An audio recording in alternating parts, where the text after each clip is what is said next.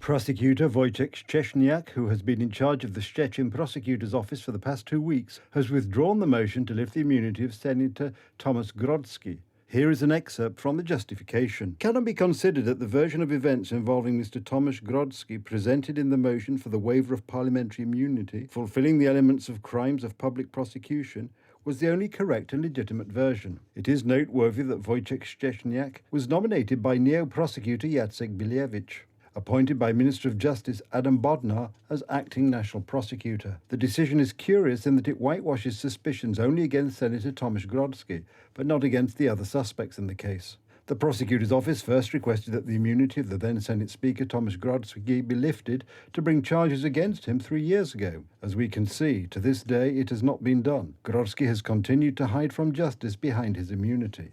As of today, no one wants to take it away from him anymore.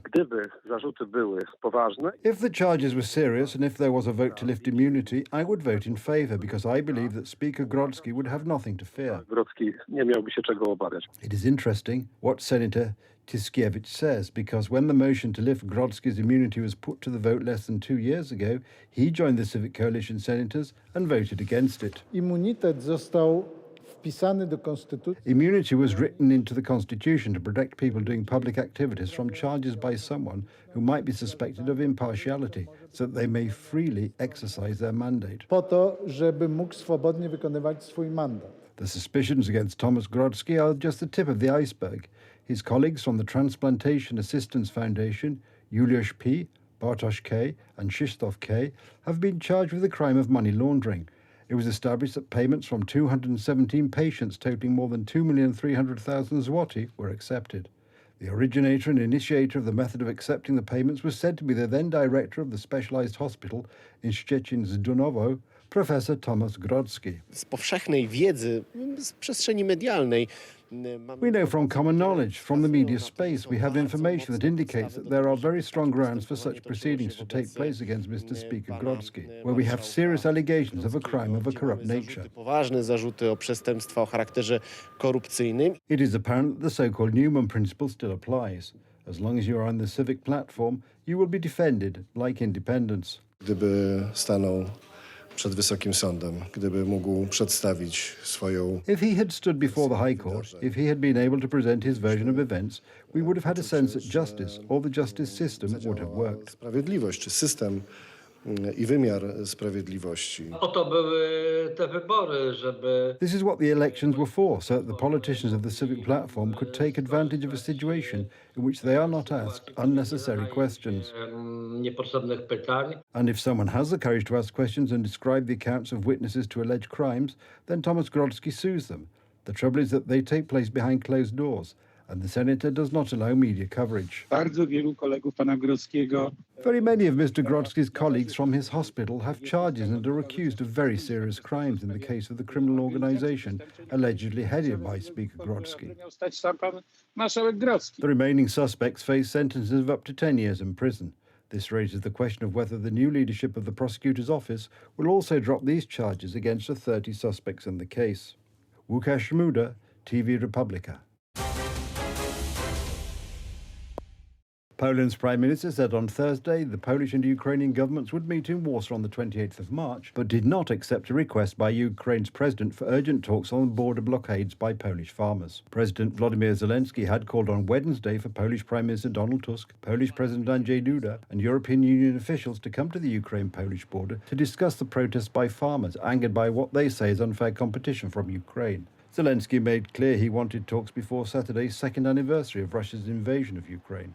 While confirming the later meeting, Tusk reiterated his support for Kiev's war effort. Strona ukraińska też dobrze rozumie, że The Ukrainian side also understands well that it is probably better to continue these talks at the technical and organizational level, so that the meeting of governments would have a non-symbolic value. As I said, we don't need symbolism in our relationships. The whole world has seen and sees how determined we are to help Ukraine, and in my opinion, there is no need for further brilliant acts of such solidarity, because it is indisputable. strzelistych aktów takiej solidarności, bo ona jest bezdyskusyjna. Tusk also said Poland Poland would include border crossings with Ukraine and certain sections of roads on a list of critical infrastructure. To ensure a 100% guarantee that military aid, equipment, ammunition, humanitarian and medical aid will reach the Ukrainian side without any delay, we will include border crossings with Ukraine and indicated sections of roads and railway tracks on a list of critical infrastructure. Tusk is facing a difficult balancing act as he tries to maintain Poland's staunch support for Kiev in its defence against Russia's invasion, while also addressing farmers' concerns. He added, saying that a display of pro-Putin banner during the protest reading "Putin sought out Ukraine, Brussels and our government" was scandalous and did not help the dispute between Poland and Ukraine.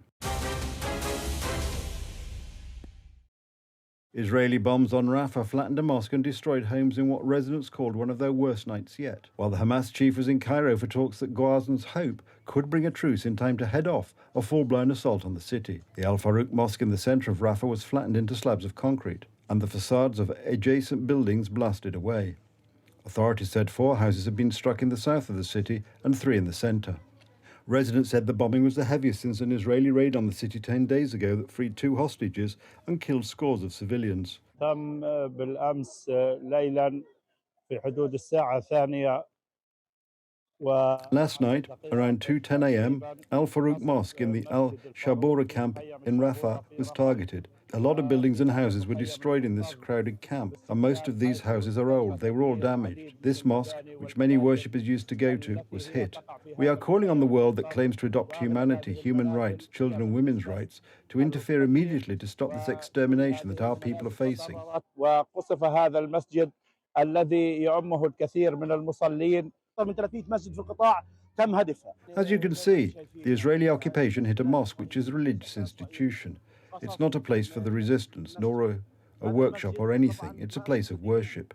People go to pray there daily, and then they leave the place. There are no resistance fighters or saboteurs or anyone targeting the occupation. Still, the occupation is deliberately waging a religious war against mosques in Gaza. The whole world has seen that over 300 mosques in Gaza were targeted. Gaza health authorities said 97 people were confirmed killed and 130 wounded in the last 24 hours of Israeli assaults. But most victims were still under rubble or in areas rescuers could not reach. Meanwhile, the United Kingdom and Jordan have airdropped 4 tons of aid, including medicine, fuel and food, to the Tal al-Hawa hospital in northern Gaza, Britain's Foreign Office said on Wednesday. The UK-funded aid was delivered by the Jordanian Air Force. Thousands of patients will benefit, and the fuel will enable this vital hospital to continue its life-saving work. However, the situation in Gaza is desperate and significantly more aid is needed, and fast. We are calling for an immediate humanitarian pause to allow additional aid into Gaza as quickly as possible and bring hostages home, British Foreign Secretary David Cameron said in a statement. Tourists in Paris on Thursday expressed disappointment and impatience over being unable to climb to the top of the iconic Eiffel Tower, which is on its 4th consecutive day of closure due to striking staff. On Thursday morning, visitors stood outside the barriers of the tower grounds in front of a giant screen announcing the strike, as the queue area at the monument's entrance remained empty. You come to France to experience all these landmarks, and coming here, not knowing about the strike, it puts a downer on the holiday, as well as the weather. But yeah, it is a bit disappointing that we don't get to go up there. We bought tickets about 4 months ago to go to the top today. I've been before, but the children haven't been before. And I guess it's one thing that you do when you come to Paris. And so it's a bit disappointing, but we can still see it, so it's okay. The tower's workers have been on strike since Monday. Union members say Paris City Hall, which owns 99% of the Eiffel Tower operator Cité Capital, is underestimating the cost of works on the monument planned ahead of the Olympic Games. This, they said, would result in lax maintenance works to the detriment of visitors. It's really a question of making the monument last through the years. We're really going towards a degradation of the monument. It's already happening, unfortunately. You have to note that when rust attacks steel, it's irreversible. So we could scrub it down, repaint it, but once the deed is done, it's done. And today there are more and more structural elements attacked by rust. That's also why it's urgent to finish this repainting campaign that has been so costly so far. And that's also why City Hall should hear that €50 million yearly is not enough to finish this maintenance work.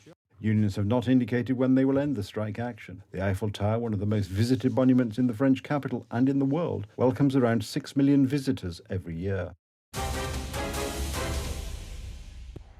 Germany's financial hub, Frankfurt, is one of the front-runners ahead of the decision on the new location of Europe's new anti-money laundering authority on Thursday. The European Parliament and the European Council are expected to vote in the early evening on which of the 9 competing cities will host the authority in the future. The competitors include Madrid, Paris and Brussels. European Union policymakers had proposed a new agency in 2021 to stop financial firms from aiding criminals and terrorists. Brussels has so far relied on national regulators with no European Union authority to stop money laundering and terrorist financing running into billions of euros.